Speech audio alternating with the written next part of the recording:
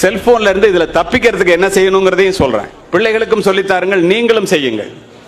செல்போனை கண்டுபிடிச்ச apple phone CEO Steve jobs சொன்னாரு, Apple proved that a cell phone can change the world within 10 years. Every once in a while a revolutionary product comes along and it changes everything.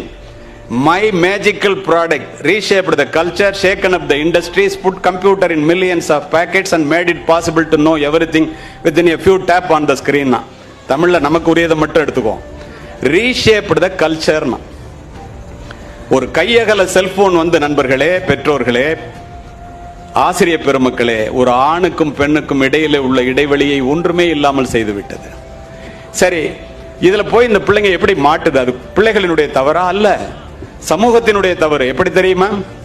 இந்தியால இன்றைக்கு சராசரியா, நன்றாக காதிலே வாங்கிக் கொள்ளுங்கள், ஒரு நாளைக்கு ஒவ்வொரு இந்தியனும் 150 முறை செல்போனை எடுத்து நம்ம சோதிச்சு பார்க்கிறோமா என்ன வந்திருக்குன்னு. உக்ரைன்ல குண்டு விழுந்துருச்சா, ஓசோன்ல ஓட்ட விழுந்துருச்சா? இதெல்லாம் நடக்காது. இது இல்லாதப்ப வாழ்ந்துட்டு தானே இருந்தோம். படிப்பதற்காகவும் பயனடைவதற்காகவும் மட்டுமே அதை உபயோகிக்க கற்றுக்கொள்ளுங்கள், அல்லது நீங்கள் அதிலே படைப்பாளிகளாக இருப்பதற்காக கற்றுக்கொள்ளுங்கள். சும்மா கண்டதையும் பார்க்கறதுக்காக பிள்ளைங்க அதை கத்துக்கிடுச்சுன்னா போச்சு.